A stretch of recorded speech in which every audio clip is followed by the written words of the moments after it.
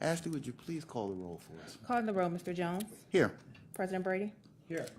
Mr. Hauser is absent at the moment. Ms. Simon is absent at the moment. Mr. Gallagher. Here. We have a quorum. And let the record reflect Councilman Hauser is in attendance as well.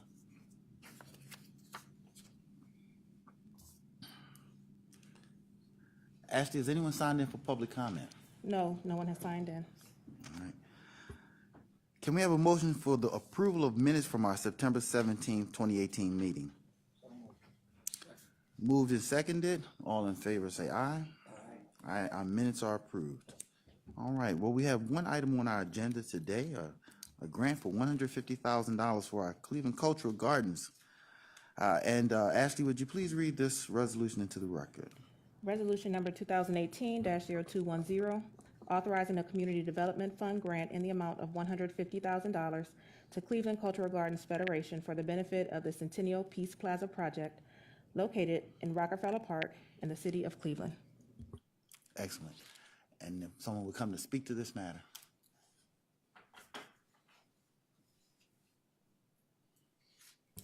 Thank you, Mr. Chair. Khalil Sarin, County Council staff, presenting this piece of legislation providing $150,000 in Community Development Fund money to the Cleveland Cultural Gardens Federation. This project is located in Rockefeller Park along the row of cultural gardens that are relatively unique in the country and in really great cultural amenity for the community. This particular grant will be contingent on other fundraising. A project budget has been provided by the Federation outlining that they have already raised around $420,000 of the total approximately $970,000 needed for the project. This money, and as provided in the resolution, this money will only be released once the other funds necessary to complete the project have been raised. So this will be a pledge of dollars that will be contingent on the raising of the other funds to complete the project. Thus far, according to the Federation, there is an intention to begin construction in March, to solicit construction bids in January of 2019, select contractors in February, and begin construction in March. That's the goal for getting this project underway. The bids will not be issued until the funds have been raised to cover those construction costs. Thus far, they have completed the the design engineering phase of the project and will be moving on to construction. Construction is the next step. If there are any questions for me, I can answer them, but I also have Lori Ashik here from the Federation who can provide some more information about the project itself. All right, any questions from the committee? If not, let's allow Ms. Laurie to come forward.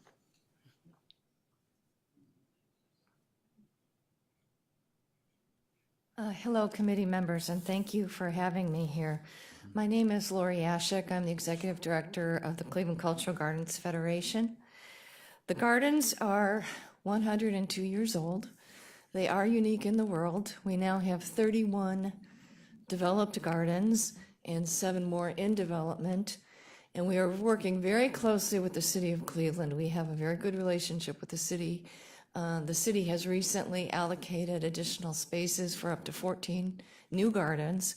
So it's a growing area, which we believe is a true treasure for our region, our city, our neighborhoods, our region. One of the goals for this project and the Federation overall, the Cultural Gardens overall, is to make the gardens more of a destination spot for Cleveland so that people can truly appreciate what they are, what we have here. And it's the story of our history, the story of the city's history.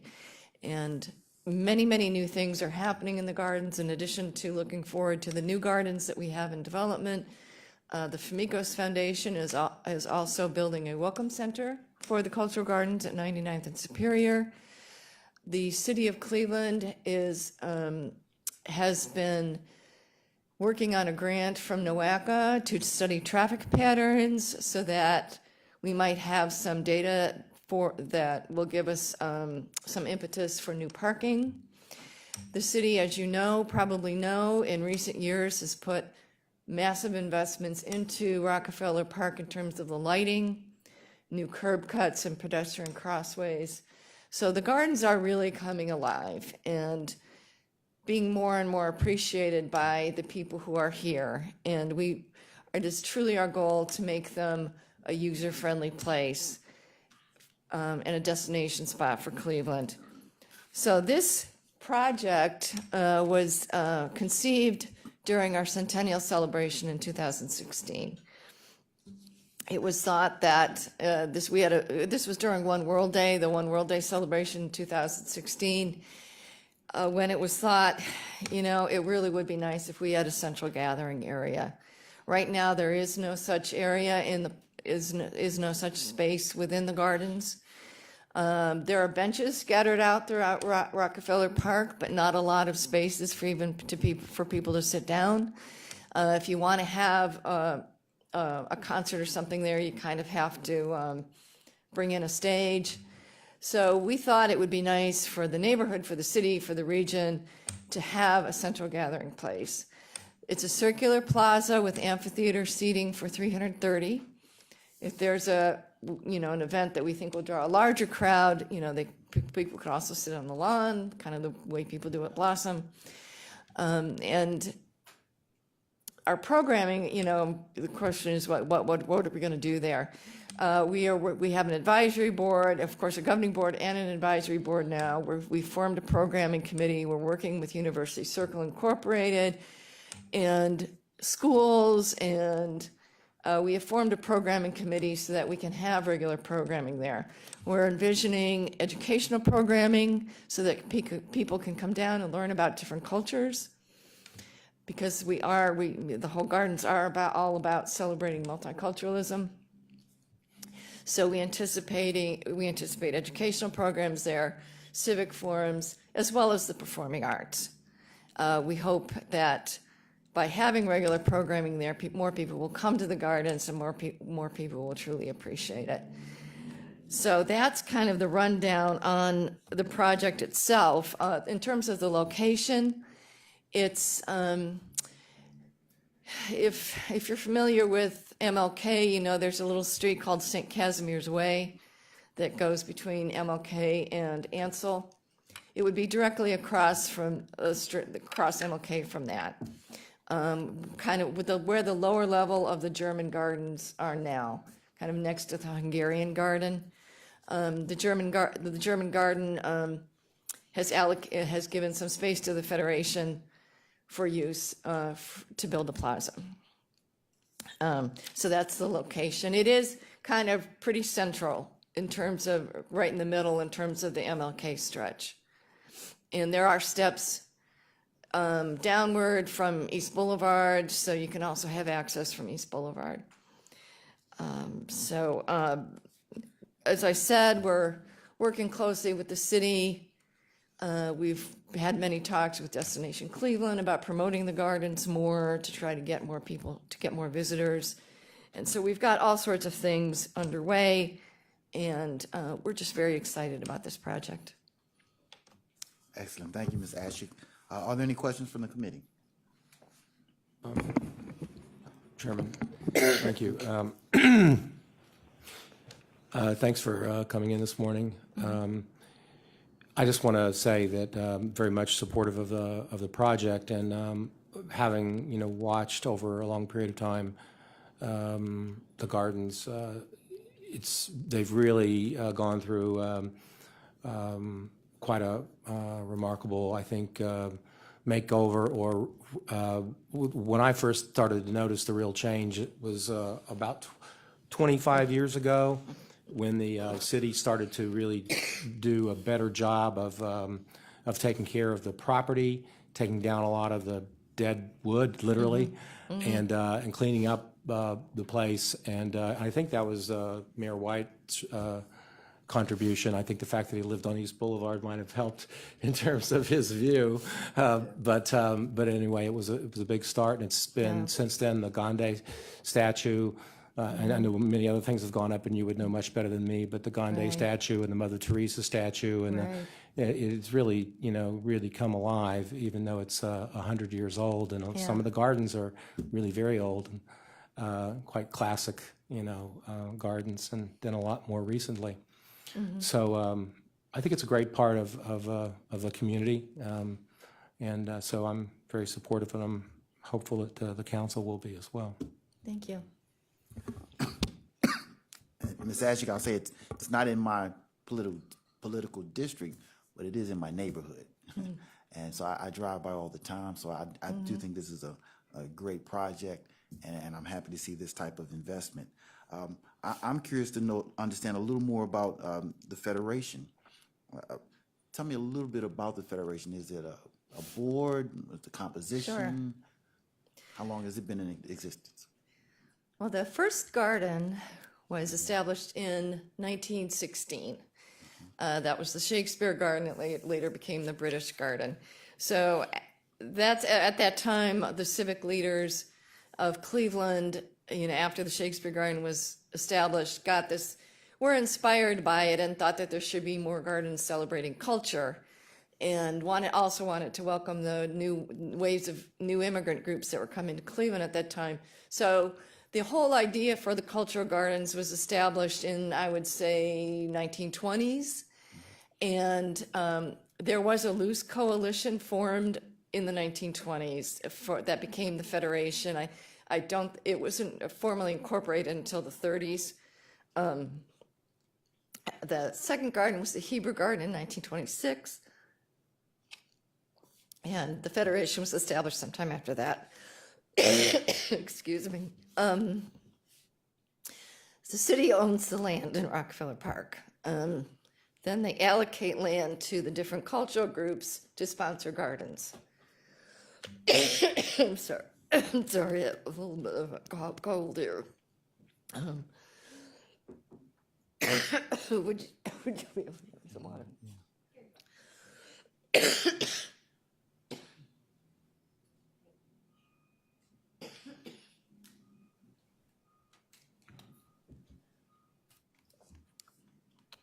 So the city owns the land.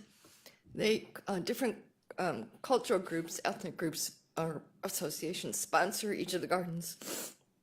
The city basically leases the land to them. And then the Federation represents all of the gardens collectively. We act as a liaison to the city and to other groups. So the Federation is about 80 years old. And the executive board is made up of, there are delegates from each of the gardens that come together quarterly, and then they elect an executive board. So the board is about 15 people. So they're all representatives of gardens. They all work in their gardens and are very committed to them. Okay. You mentioned 31 developed sites, but 15 people on the board. Is there one representative from each one of the sites, or? No, the delegates just elect a certain number of at-large members. At-large members. Excellent. Thank you. Any other questions from committee? Councilwoman Simon. I just received the 150,000, I'm sure, is just part of the, or I'm sorry, the nine. How much so we're looking at 150 for the total project, and I just received the other sources of funding. Is the city of Cleveland participating in this, or I don't see that they are? The city of Cleveland has not given us any cash award, no, but they are fully supportive of the project. They are exploring parking. I don't know if I might have mentioned this before you came in, but Sorry, yeah. they are pursuing a grant from NOACA to study traffic patterns so that they can eventually establish more parking down in the gardens. But the city is fully supportive of it, but No, there has been no cash award, no. What is their participation in the cultural garden and the Federation in general, aside from owning the land? Do they, it's, they support it, but there's no real dollars flowing into this? Well, they take care of, the city takes care of the park. You know, they've invested in the lighting and the safety, security lighting. They take care of the trees in the park, mow the lawns. Do you want a So- break? And I can bring up, do you Pardon want me? a break? Because you're coughing, or are you okay? I don't want to. I'm okay, I'm okay. Okay, so historically, they're maintaining the property through their service department, but in terms of any Parks real. Department, yeah. So there's, this casino revenue dollars flowing through the county for this city property. So you've seen no casino revenue dollars flowing from the council person who represents that ward for this purpose? No, not at this time, No. Okay. All right. The city council person supports One World Day and supports many of the events in the gardens, but we basically received, I mean, they assisted us in securing the money from the state of Ohio, from ODNR. I mean, the city's been very supportive of the project, but yeah, in terms of dollar awards, no. How much is that? One World Day contribution from the city or the? Well, it's the councilmanic support, and I don't know what the dollar equivalent of that is, but that's city services. So there was no dollar given, there was no money given even for that No, One World Day? actually, no, it was 9,700. It was 9,700. That was council PIF money. Councilman Brady? Just for the councilwoman's information, several of the members of the city council over the years have donated or rather appropriated block grant funds from their own ward allocations to the park. Most city councilmen have done this at some point, and so cumulatively, they have helped in their way. That is, the members of the council, and that goes for One World Day. It goes for several of the parks individually. And while I don't have those numbers in front of me, I know that that's the case. And many councilmen have appropriated funds who are on the other side of the town and understand the importance of this park and its history to the community, which is certainly far wide of the city of Cleveland. Yeah, and excuse me, go ahead. I had forgotten that. In addition to the in-kind services, which is tents, security, traffic control, chairs, tables, and all of that kind of thing, we also did receive money from city council this year. I appreciate the value. It's just that the city of Cleveland receives a lot more, the majority share of casino revenue dollars, and this is the city, and this is,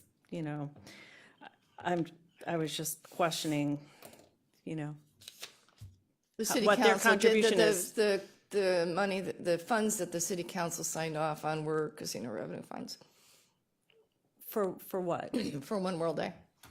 The $9,700? Right. Okay, thank you. Ms. Ashik, these dollars are the last dollars in. How are we coming with the remaining dollars? If I understood the math, we're maybe just a little under 500,000. It still needs to be encumbered. Right. We have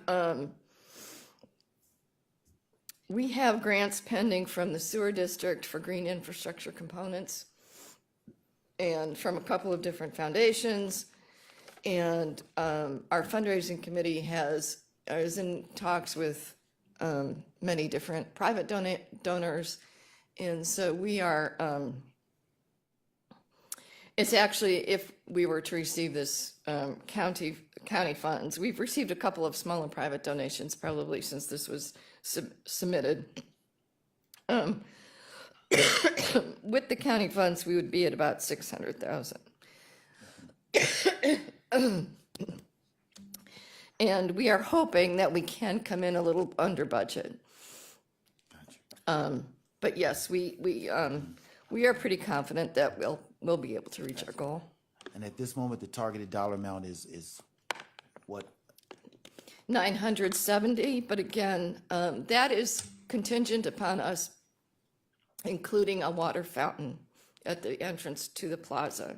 We are considering a different entrance because of the maintenance issues involved in it with the fountain. If we do that, then the cost for the project will come down. All right. Are there any further questions from committee? I think that one of the important things here that's making this happen is the fact that the project has members of the county council championing it. It's the same way it works in the city council as well. If you've got somebody championing a project, then you've got a pretty good chance of getting something done. If you don't, you don't. And in this case, we have county council members who have proposed that we help this project. And that's the reason, that I feel comfortable supporting it myself, because it has the support, it has the champion that it needs, and the projects that have taken place across the county through the community development funds have all needed champions. They didn't happen on their own. They happened because county council people stepped forward and provided the leadership to help make something happen. That doesn't mean the discussion about about who contributes and how much is not relevant. It is. But we would like to do our part, and we have a couple of council members who have proposed this project be helped, and I'm glad to be one who's on board. Thank you. Any further questions or comments from the council? If not, I'll make a motion that we move this resolution to the full council. Second. Moved and seconded. All in favor say aye. Aye. Ayes have it. All right. Thank you you. very much, and I apologize for the coughing. All right, it's that time of season. All right, take care, Ms. Ashley. Thank you. All right. At this moment, is there any miscellaneous business? If not, if nothing else holds our attention, our meeting is now adjourned.